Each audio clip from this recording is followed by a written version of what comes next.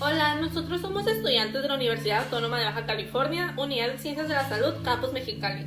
Y junto con nuestra materia de biología celular y el apoyo de nuestra docente Elisa Margarita Magaño Escota, explicaremos la enfermedad de Parkinson con relación a los temas vistos antes en clase. Nuestro equipo está conformado por Alexandrina García Vizcarra, José Guadalupe Galindo Cervantes y su servidora Echera Alejandra Soto Arellano. Comencemos con la presentación. Descripción de la enfermedad de Parkinson. La enfermedad de Parkinson es un trastorno degenerativo lentamente progresivo caracterizado por temblor de reposo, rigidez, lentitud y disminución de los movimientos y finalmente una marcha o inestabilidad postural. El diagnóstico es meramente clínico y como dato adicional constituye la segunda enfermedad neurodegenerativa más frecuente por detrás de la demencia tipo Alzheimer.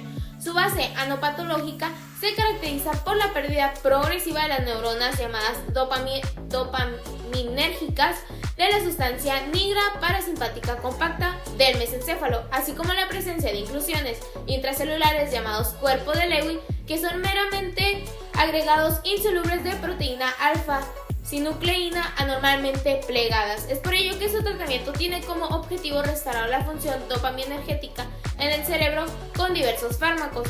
Se caracteriza clínicamente por la presencia de la traída motora y movimientos en forma lenta, temblor de reposo y como actividades que ya mencionamos previamente. Ha sido clásicamente considerada y estudiada como un trastorno motoro.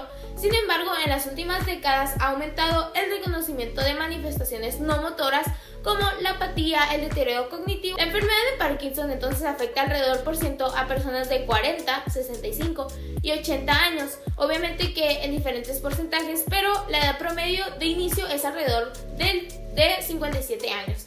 Los síntomas de la enfermedad aparecen cuando la pérdida de neuronas dopaminérgicas, que ya las mencionamos previamente, excede el umbral crítico, que es un 70 a un 80% de las terminales dopaminérgicas en el estriado y un 50 y un 60% del periquiarno en el sistema nervioso central. Una vez que aparecen los primeros síntomas, la muerte neuronal constituye y continúa con trastornos motores progresivamente lentos. A manera etiológica, es probable que exista una preposición genética, al menos en algunos casos de la enfermedad de Parkinson.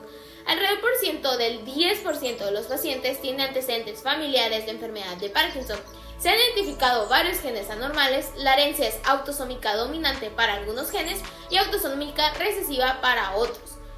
Una mutación en la repetición rica en leucina sinasa tipo 2, o también conocida como PARC8, es un gen que codifica la proteína dardarina. En todo el mundo es la mutación más prevalente en casos esporádicos de la enfermedad de Parkinson en pacientes de alrededor de mayor de 50 años y es la mutación autosómica dominante más prevalente en las formas hereditarias de la misma enfermedad. En las formas genéticas, la edad de inicio tiende a ser más joven, pero el curso suele ser más benigno que el de la enfermedad de Parkinson y de inicio tardío, y presumiblemente no genético. La enfermedad de Parkinson se produce como resultado de una pérdida gradual de un tipo específico de células nerviosas, como ya lo hemos mencionado, las células dopaminérgicas, que están localizadas en el área del cerebro llamada sustancia nigra. Dichas células nerviosas producen una sustancia química natural llamada dopamina, que a nivel celular afecta el citoplasma de una célula eucariota, ya que el neurotransmisor es sintetizado ahí o bien generan actividades que son liberadas directamente al espacio sináptico o bien son transportadas al interior de las vesículas sinápticas para ser liberadas por medio de exocitosis. En este proceso, la dopamina contenida en vesículas es liberada al exterior al fusionarse a la membrana vesicular con la membrana de la terminal presináptica. La primera proteína que vemos involucrada es las proteínas de alfa-sinucleína, una proteína pegajosa y a veces tóxica involucrada en la enfermedad de Parkinson. Lo que hace es que bloquea las señales de importante factor de crecimiento cerebral. Se encuentran principalmente a niveles de los terminales nerviosos en estrechas proximidades con vesículas sinápticas del sistema nervioso central. En su región central presenta un dominio altamente amiloidogenético, rico en aminoácidos hidrófobos responsables del proceso de agregación y formación. Actuaría como una proteína chaperona con principal función de ayudar al plegamiento de otras, aparte de auxiliar complementando la acción ejercida por la proteína CSP o en inglés Cysteine String Protein, cuya función consiste en el concreto ensamblaje del complejo proteico SNARE con función de reconocimiento inicial o bien de dirección de vesículas de transporte a sus membranas dianas, visto previamente en el aparato de Golgi. A través de la proteína SNAP25, que participa en la liberación de vesículas sinápticas, en virtud de su conformación nativa no estructurada en estado soluble, forma parte del conjunto de proteínas intrínsecamente no estructuradas, las cuales poseen una estructura terciaria estable, de lo que permite cambiar de conformación depende de las condiciones del medio ambiente. Se ha demostrado que se asocia con bicapas fosfolípidas de membranas artificiales, especialmente con aquellas membranas que contienen fosfolípidos ácidos, ya que en la región N-terminal se encuentra la carga positiva del pH fisiológico. Otra de las proteínas involucradas es la parquina. La parquina se localiza de forma preferencial en las funciones de sinapsis y su principal función es de ubiquitina ligasa. Importante en la vía de degradación de las proteínas de ubiquitina, se caracteriza por presentar degeneración en la parte compactada de la sustancia negra con ausencia de los cuerpos de Lewy, aparte que protege las neuronas y su fuente de energía. La siguiente es la PINK1, que codifica para las proteínas sinasas. Es una proteína mitocondrial del tipo serina treonina quinasa, hace que la proteína Parkin se una a mitocondrias desporalizadas para inducir la autofagia a estas mitocondrias. La PINK1 o PINK1 es procesado por las mismas mitocondrias sanas y es liberado para desencadenar diferencias neuronales. La mutación de este gen de alguna manera da inicio temprano a lo que es la enfermedad de Parkinson. Está involucrado íntimamente con la calidad funcional de las mitocondrias. Asimismo, identificar mitocondrias defectuosas e iniciar un proceso de degradación para estas mismas mitocondrias, vaya la redundancia. Las mitocondrias sanas tienen un potencial de membrana que se puede utilizar de importancia o para importancia para las PINK1. De esta forma se ha llamado o se le puede llamar como explorador y detector de mitocondrias dañadas. El estrés oxidativo, que es una parte muy importante en lo que vemos la aparición del Parkinson, decimos que el estrés oxidativo en las mitocondrias puede producir compuestos potencialmente dañinos para ellas, incluidas proteínas plegadas de forma inadecuada o especies reactivas de oxígeno. Se ha demostrado, aparte, que la PINK1 o PINK1 facilita la degradación de vesículas derivadas de las mitocondrias, que pueden separar las especies reactivas del oxígeno y transportarlas hacia los lisosomas, Algunas de las proteínas que les dijimos son las más importantes en lo que es la enfermedad de Parkinson. Entonces, para entender lo que es y cómo es que se involucran en la enfermedad, tenemos que saber que las proteínas determinan la forma y estructura de las células y dirigen casi todos los procesos vitales. Las funciones de las proteínas son específicas de cada una de ellas y permiten a las células mantener tanto su integridad, defenderse de agentes externos, reparar daños, controlar y regular funciones. Todas las proteínas realizan su función de la misma manera, que es por una unión selectiva a moléculas. En este caso vimos la función enzimática. Las proteínas con función enzimática son las más numerosas y especializadas. Actúan o tienen actividad como biocatalizadores de las reacciones químicas del metabolismo celular. ¿De qué forma afecta la mutación del gen en la alfa-sinucleína y los procesos en que participa? Para responder a la pregunta, explicaré que existen varias mutaciones en los genes que expresan la información de las proteínas alfa-sinucleína, parquina, ubiquitina, entre otras involucradas en el proceso de sinapsis entre neuronas, siendo la más importante para nuestro estudio la proteína alfa-sinucleína. El gen que la codifica cuenta con 6 exones. Este codifica la proteína alfa-sinucleína, beta-sinucleína y gamma-sinucleína, pero la más importante es la SNCA, la cual está conformada por 140 aminoácidos localizada en la región presináptica del axón. Aún no se conoce con certeza la razón por la cual el gen muta, pero podemos definir con nuestro conocimiento en la materia y con nuestra investigación que la razón se encuentra en el proceso de reparación al replicarse la información genética de una familia. Esto comprueba que su etiología es hereditaria y ambiental, además de sufrir algo llamado estrés oxidativo, que es una condición dañina para las neuronas que secretan dopamina. y resulta de la eliminación deficiente de las especies reactivas de oxígeno que se generan por las reacciones relacionadas con la dopamina. Las anormalidades genéticas y la exposición a toxinas ambientales favorecen el estrés oxidativo, lo que puede dañar específicamente a las neuronas dopaminérgicas o neuronas que secretan dopamina de la sustancia nigra del sistema nervioso central. ¿En qué puntos de control de la expresión génica falla la célula? En el argumento anterior, podemos deducir con nuestro conocimiento que hay un fallo en la replicación al poder heredarse y en la reparación al no identificar la mutación del gen. En la transcripción no se cumplen ni llevan a cabo los puntos de control 1 y 2. Por llegar a los ribosomas para traducir, falla en el tercer punto de control. Al no inactivar el ARN mensajero, falla en el cuarto punto de control. Al empezar la traducción, falla en el quinto punto de control. Y por último, la célula falla en el sexto punto de control, el punto de control de la actividad proteica. Este punto es el encargado de inactivar la proteína cuando ésta está funcionando de manera inadecuada.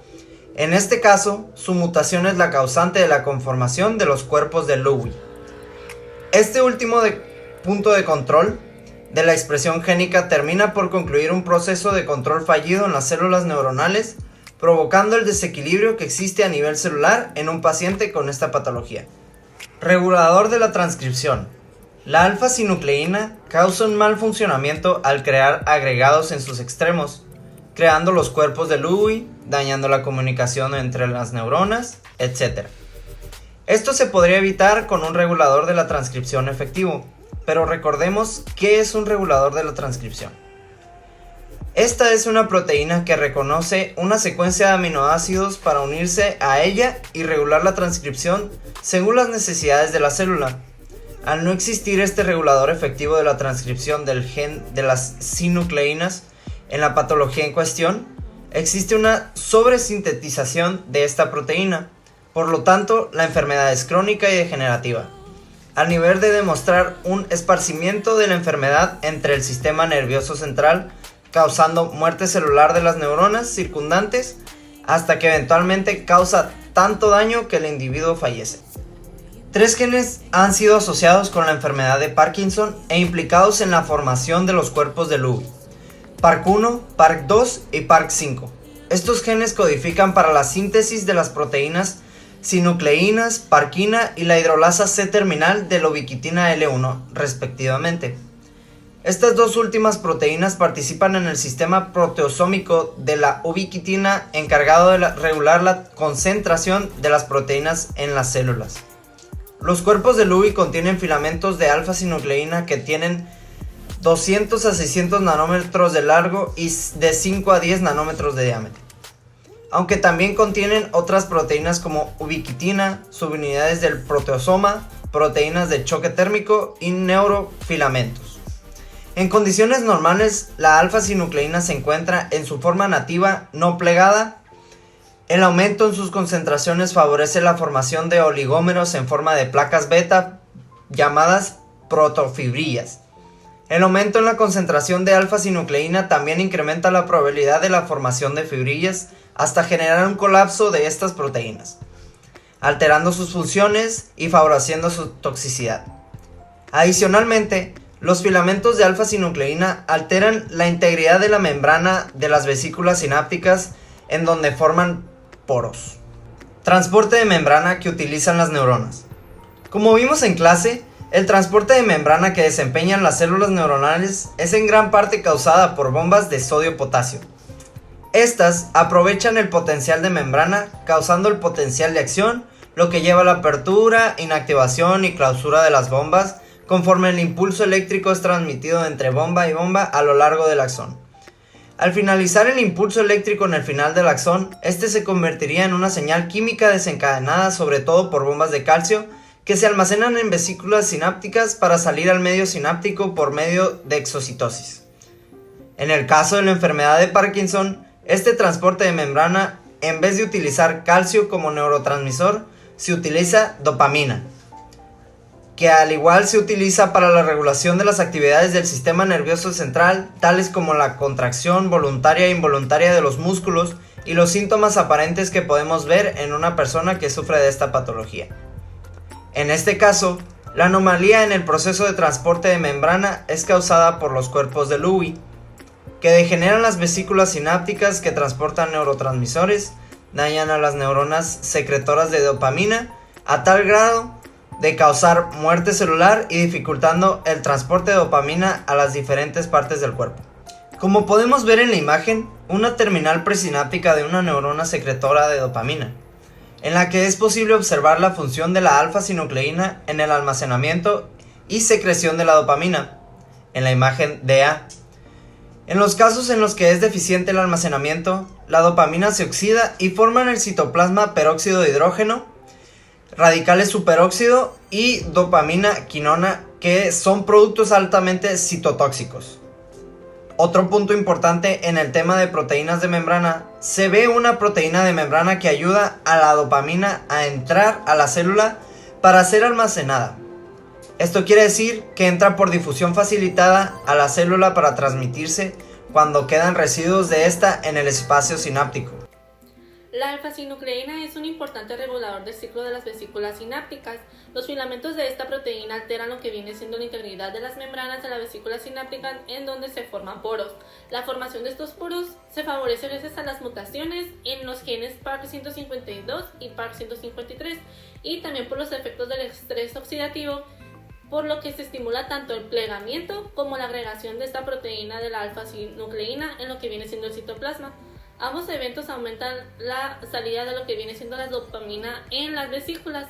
De esta forma, esta proteína mutada pues produce directamente la acumulación de la dopamina en lo que viene siendo el citoplasma con los residuos tóxicos. En las neuronas dopaminérgicas, pues la disminución del número de vesículas está determinado por la mutación de la proteína alfa-sinucleína y en especial si hay una inhibición de la tirosina hidroxilasa, lo que produce el aumento del estrés oxidativo que es dependiente de la dopamina, como lo indican los estudios de neuronas mesencéfalicas que expresan alfa-sinucleína mutante. Además, el déficit en el reciclado de estas vesículas resulta alteraciones en la actividad de lo que viene siendo una proteína llamada PLD2. Y recordemos que la alfa-sinucleína mutada también puede producir la acumulación de neurotransmisores en el citoplasma, lo que produce la permeabilización de las vesículas dopaminérgicas. Bueno, a continuación podemos ver en la imagen un modelo hipotético de lo que viene siendo la secreción y algunos blancos sinápticos de los agregados de la alfa-sinucleína. Podemos ver en la figura que se muestra como 4 puntos de diferentes de mecanismo, por lo cual uno pues sería la secreción no convencional de esta proteína. Podemos ver que en el mecanismo número 1 pues se representa lo que viene siendo la translocación no convencional de esta proteína, que está mediada por una proteína de transmembrana, la cual no es conocida y, como su nombre lo indica, está localizada en la membrana plasmática. Los mecanismos de la 2 a la 4 representan mecanismos vesiculares para la secreción de esta proteína que involucran lisosomas pues sería en el número 2, microvesículas como en el 3 o cuerpos multivesiculares que sería en el 4. Los mecanismos 3 y 4 secretan lo que viene siendo esta proteína dentro de los exosomas. Una vez que están en el espacio extracelular, oligómeros de esta proteína pues podrían ser removidos a través de la degradación proteolítica o endocitosis. Además, la acumulación de esta proteína en el espacio extracelular activaría lo que viene siendo la microglia o alteraría lo que viene siendo la membrana plasmática a través de la formación de estructuras tipo como poros, que lo explicamos anteriormente, los cuales podrían causar una desregularización en la homeostasis de los iones de calcio. El tipo de señalización por la cual las neuronas transmiten señales se le llama sináptica. Este proceso se le llama así debido a la sinapsis, la cual es la unión entre dos neuronas donde ocurre la transmisión de señales. Cuando la neurona emisora dispara un impulso eléctrico, se mueve rápidamente a través de célula a célula a lo largo de una extensión que se le llama axón. Cuando el impulso llega a la sinapsis, provoca una liberación de ligandos conocidos como neurotransmisores, los cuales cruzan con rapidez una brecha que hay entre las dos neuronas. Cuando los neurotransmisores llegan a la célula receptora, estos se unen a unos receptores y producen un cambio químico, generalmente dentro de ella, que con frecuencia es la abertura de canales iónicos o también puede ser el potencial eléctrico que sufra un cambio. Los neurotransmisores, estos son liberados en la sinapsis química y son degradados rápidamente o también pueden ser absorbidos por la célula emisora, lo cual reinicia el sistema de una forma de que la sinapsis esté preparada para responder con más rapidez la siguiente señal. Cuando se degeneran las neuronas en la zona de los ganglios basales, disminuye mucho la producción de dopamina, lo que provoca el número de conexiones entre las neuronas de los basales, pues que disminuya. Como consecuencia de esto, los ganglios basales no pueden controlar los movimientos musculares como normalmente lo hacen, lo cual provoca temblor, movimientos lentos, tendencia a moverse menos, problemas posturales y también problemas asociados a la marcha y pérdida de coordinación, que esto lo podemos ver en la enfermedad de Parkinson. En conclusión, nos dimos cuenta que comprender los temas de biología celular es muy importante para lograr entender la razón y el origen de las enfermedades y diversos procesos en nuestro organismo. La enfermedad de Parkinson por muchos años ha sido un enigma para encontrar una cura. Sin embargo, conforme pasan los años, las investigaciones a nivel celular han ayudado a comprender mejor dicha enfermedad, lo que nos acerca más a la respuesta para solucionar el problema. Que tengan bonito día y muchas gracias.